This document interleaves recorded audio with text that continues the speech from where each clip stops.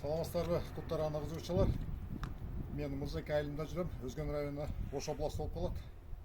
Мен көпчүлүк элдерге видео ролик тартып, Полония бат өсөт, 5 жылдан иштетсек болот десек көпчүлүк ишенбейт. Тез өскөнүнө ишенбейт биринчиден. Экинчиси тактай өтө жумшак болуп калат. Ортосунда тешиги бар экен, көк болуп калат дейт.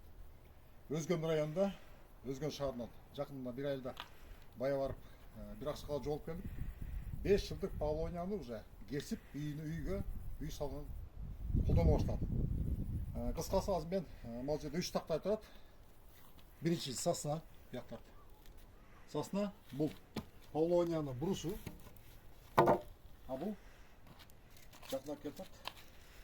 3 сантиметр калыңдыктагы Полониянын тактайы.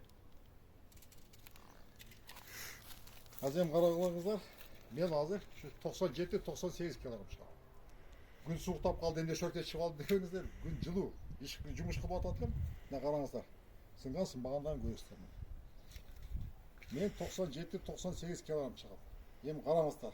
Жакыныраак тартсаң, канча ийилип турат. Кичине ийилет, бирок абдан бышык болот. Буну иштетсек болот. Тиги аксакал туура таштамайга пол жана башка стропилага иштеткени уже килдирип иштетип баштаптыр. Bir жума ичинде барып, аны тартып, дагы көрсөтөм. İşletsek болот. Керек тигип 20 жыл күтпөстөн, уну тигип 5-6 жылда иштетсеңиздер болот. Рахмат.